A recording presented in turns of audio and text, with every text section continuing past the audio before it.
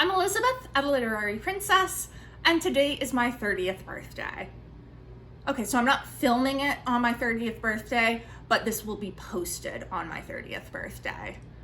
So, happy birthday to me. I'm now 30, yay.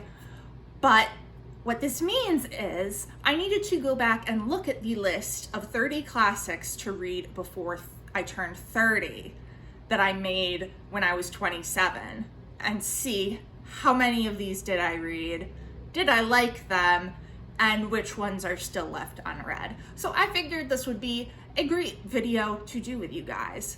I made this list over on listchallenges.com, which is a perfect way of procrastinating your PhD work or anything else. You'll find that I've made quite a few of these. When I was 27, I went through and looked at my Goodreads and the classics that I own and said, okay, which of these would I really like to read before 30? And I made a list of 30 of them. So now we are going to find out, was I too ambitious? Did I read these? What did I think? Let's jump right in. So the first one, we are off to a pretty good start. This is Adam Bede by George Eliot, and I did in fact read this one earlier this year. I thought it was okay. I gave it 3.5 stars. There were parts of it that I really liked, but there were parts that I also found very boring. I read this as part of my George Eliot project, so you can actually go and watch my video on this to see more about what I thought.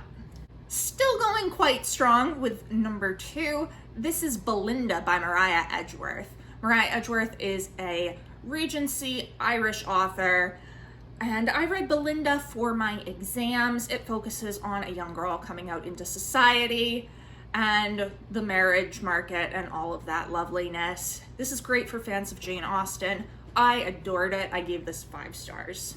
And now we get to not doing so well. So the third book I had on my list is Beloved by Toni Morrison.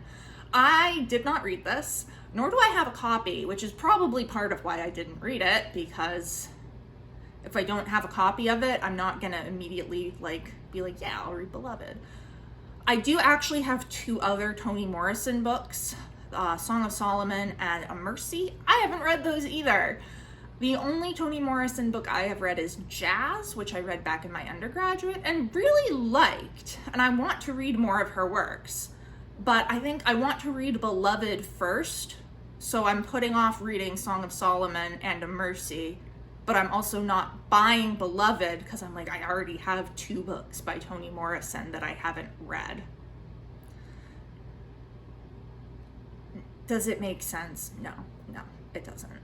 But Beloved is still one that I really want to get to, and you will be seeing it on the 40 classics to read before 40 list, but that will come out later this week. Book number 4 I also did not get to. This is Camilla by Frances Burney. Frances Burney is another Regency author. She was a favorite of Jane Austen's. I have read her first book, Evelina. Camilla is her 3rd book, and I actually only recently got this copy, like a few months ago. So part of why I haven't read it in the past 3 years is really I didn't have a copy. Also, she's chunky. Whew. Book number 5 is another one I don't have. This is Clarissa by Samuel Richardson. If you want to talk about chunky, this thing is humongous. So there are reasons that I didn't read it. Honestly, I'm looking at this list now, and I'm like, bitch, you were going into a PhD program for 19th century English literature. How would you think you were gonna have time to read some of these? Richardson is an 18th century author. He's very important for the development of the novel, but since I didn't take any 18th century classes, and I'm not focused in the 18th century, I just never got around to reading him. Next up is another chunky one that just wouldn't come up in my degree. This is The Count of Monte Cristo by Alexandre Dumas. He is a French writer. I have heard that this is so amazing. I feel like everybody and their mother has been reading this or talking about it on BookTube lately, and it just sounds so fantastic. I haven't read any Dumas. I really do want to read him. I want to expand my French literature, but I focus on English literature. So these past 3 years that I have been in a PhD program, I just haven't gotten to him. Book number 7 is more French literature that I did not get to. This is Dangerous Liaisons by Pierre. I'm not gonna try. Dangerous Liaisons. Les Liaisons Dangereuses. French classic, I believe from the 18th century. Again, French literature. Did not have time in my Victorian literature degree. Number 8 is one that I probably should have read considering my degree. This is Damians Son by Charles Dickens. I have quite a few Dickens novels on here that I just haven't gotten to because the only Dickens I have read since entering my program are ones that I have already read. So yeah, you're gonna see a lot of Dickens novels on here that I was like, well, didn't get to that one. Number 9 is Emmeline, the Orphan of the Castle by Charlotte Smith.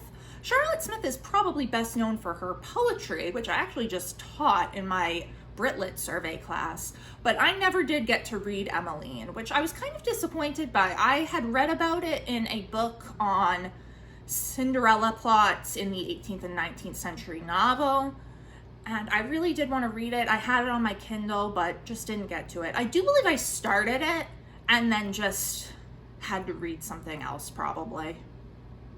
Number 10 is one that I definitely should have read by now, and I still haven't, but at least I have a copy. This is Far from the Madden Crowd by Thomas Hardy.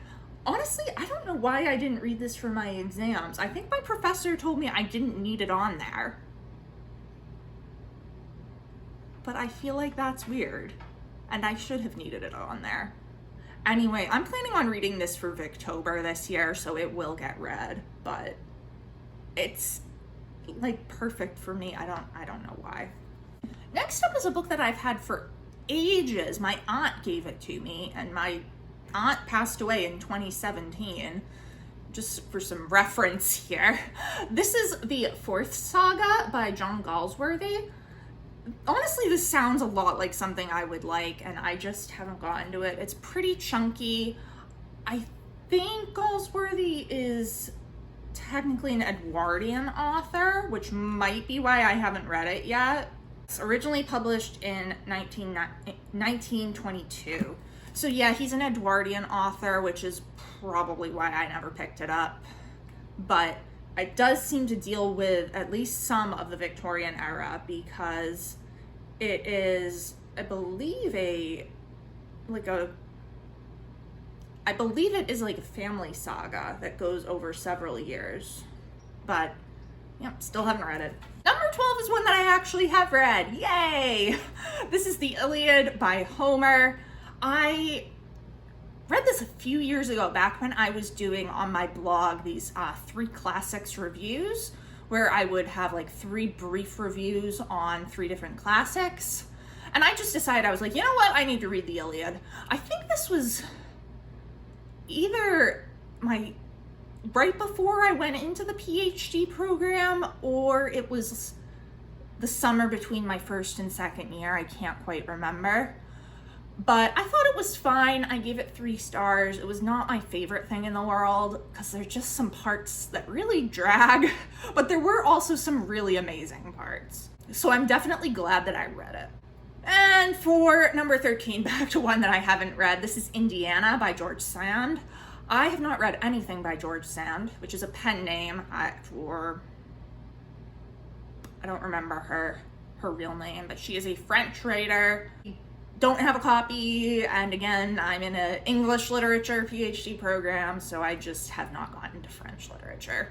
Number 14 is Lady Oddly's Secret by Mary Elizabeth Braddon. I did read this for an independent study my second year of my PhD program, and I loved this. I think I gave it 4 stars, but that was before I did half-star ratings. It would probably be 4.5 star if I read it now, and I actually will be rereading it sometime soon because I am working with Braddon in my dissertation. I will probably be using Lady Oddly's Secret. Highly recommend. So much fun. Number 15 is another Victorian one that I have read, and this is actually nonfiction. It is The Life of Charlotte Bronte by Elizabeth Gaskell. I have this very lovely, I believe it's 1971 Folio Society edition that my dad gave me for my birthday one year. It's beautiful. This is the first ever biography of Charlotte Bronte, written the year after she died by her friend and fellow author Elizabeth Gaskell. I really enjoyed this. It is not the most accurate. It is best to read it alongside another biography of Charlotte Bronte that was written more recently, but it was really just a lovely read, and I felt like I knew Charlotte through it. Number 16 is one of those Dickens books that I didn't get to. This is Little Dorrit. I really need to be expanding my Dickens, I feel like. Maybe I should be participating in Katie from Books and Things Mega Dickens read along. But also Dickens is so long. But yeah, it didn't happen. Number 17 is The Making of a Marchioness by Frances Hodgson Burnett. I do not have a copy of this, and therefore I did not read it, but I do really want to read it. Burnett wrote two of my favorite children's books, A Little Princess and The Secret Garden. I believe this is for adults though, or if not, it's at least for older children and not little children, like more young adult, but I'm pretty sure it's for adults. Anyway, I did not read it. Next up is one that I did read. So this is book 18 we're on now. This is Marriage by Susan Ferrier. This is another Regency book focused on women getting married, and it focuses on a Scottish heroine. I really enjoyed this. I can't remember if I gave it 4 or 5 stars, but it was really good. It's another one that's probably good for fans of Jane Austen or Maria Edgeworth or Frances Burney. Number 19 is my nemesis, but I read it. That's why it's my nemesis. This is Middlemarch by George Eliot. Look at how chunky she is. I read this for my exams. I gave it 3 stars. Was not really a huge fan. I liked parts. Mary Garth is my girl. She deserved so much better than Fred. So much better than Fred. But anyway, I will be rereading this at some point for my George Eliot project, and I'm hoping to like it more that time around. Number 20 is one that I'm like, girl, what were you thinking? This is Les Miserables by Victor Hugo. This wasn't gonna happen. 27-year-old Elizabeth, what were you thinking? Pretty sure this book is larger than Middlemarch. It's French literature, which I like French literature, but I am in an English literature program. And I made this list like just before I went into my PhD program. Like, girl, this was too ambitious. You're done. That was not going to happen. Not at all. Number 21, though, I did read. This is The Moonstone by Wilkie Collins. This was my first Wilkie Collins book, and I loved it. I read it for Victober 2 or 3 years ago? I don't even remember anymore. This is a sensation, mystery. The Moonstone is given as a gift. It gets stolen. They're trying to figure out who it is. It's great. It's early detective fiction. It made me fall in love with Wilkie Collins. I gave this 5 stars. Next up on Dickens books I haven't read yet, we have The Mystery of Edwin Drood. This was Dickens' last novel. It is unfinished, and I have it in this antique edition from 1871 of Works of Charles Dickens Household Edition. So it was a whole set. I only have this one because it was pretty expensive. If I remember correctly, it was like $30, and I think I had $30 on me exactly. I bought it might have been at the Deerfield Fair, I don't remember. Anyway, yeah. As with all of the other Dickens books on here, I did not read this. Number 23, again on Dickens works that I have not read, Our Mutual Friend. Nope, didn't happen. Didn't happen at all. The next one, number 24, is actually more of a modern classic. This is Picnic at Hanging Rock by Joan Lindsay. It was published in 1967. It is Australian literature, I believe. And it takes place in 1900 at a girls' boarding school. I mean, it sounds like something I would absolutely adore. There's 2 film adaptations. I've not seen either of them, but I see gift sets on Tumblr of them all the time, and I'm like, wow, that's my aesthetic, which is probably why this book got put on here. But I did not get to it. I really would like to, though. It looks good, but I mean, it's outside of my time frame for literature I study, and I don't have a copy. So, number 25, I have read part of, but not all of. This is the PreRaphaelites from Rossetti to Ruskin. It is just a collection of poetry from various PreRaphaelite poets. I have read the ones from Dante Gabriel Rossetti and Christina Rossetti, but that is it. I really would like to read the entire collection, but as some of you may know, I'm not a poetry person, although I'm like trying to force myself into being a poetry person. So maybe I'll read it this year just for that purpose, to be like, okay, be a poetry person, Elizabeth. Number 26 is one that I have read. This is The Professor by Charlotte Bronte. I think I read this for Victober at one point too. This is not a good book. I'm going to be honest. I think I gave it 3 stars because it was Charlotte Bronte, but honestly, it's more like a 2-star read. It's pretty boring. It's from a first-person male narrator, and I just don't think that's something that Charlotte Bronte excelled at. A lot of the more interesting parts of this ended up appearing in some way, shape, or form in Villette, Charlotte Bronte's last novel. So it is interesting to read from the perspective of seeing her craft grow, but would I recommend you just pick it up as a book? No, not really. Number 27 is another one that I feel like I should have read for my exams, and I didn't. I actually started this one back in my master's degree, but then realized I didn't need it. I was considering it for my thesis, and then I never got back to it. This is The Return of the Native by Thomas Hardy. I just recently bought this copy. I did have a copy on my Kindle though. This sounds so good. Like, I've loved all the Hardy I've read, so I don't know, I should just read this. Maybe for Victober, along with Far from the Madden Crowd. All right, we are down to the last 3, and I have actually read all of these. So number 28 is Vanity Fair by William Makepeace Thackeray.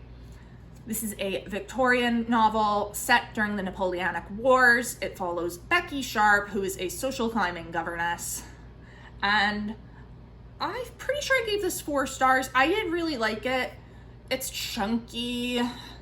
I read it for my exams. There are dull parts, but we also have Becky Sharp just being amazing. So, you know. Number 29 is Wives and Daughters by Elizabeth Gaskell. I read this for my independent study, my second year of the PhD program. This is chunky. I also hate this edition. You can see all my tabs in it from my independent study. But look at this cover. I hate this edition. I really want a new edition. I believe I gave this 4 stars. Definitely not my favorite Gaskell. And again, it's really chunky. It's long. There are some boring parts. There are also some really great parts.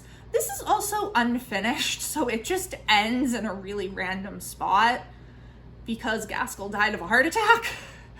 But I think this is definitely worth reading. And I do want to reread it just in a different edition. All right, and number 30, and we've actually ended on a fantastic one that is probably, that is absolutely my favorite one of all of these. And when I read it, became one of my new favorite Victorian classics.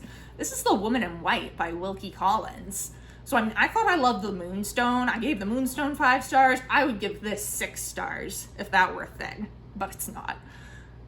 I adore this book. It is so good. Sensation fiction at its finest, because it also deals with real psychological studies of people. It's just so good. The characters are so well drawn. It is edge of your seat, exciting, and I had such a fun time. I've actually read it twice. I read it for the first time last year, and then I reread it again this year. So those are the 30 classics that I wanted to read before I turned 30. I read 12 of them before I turned 30.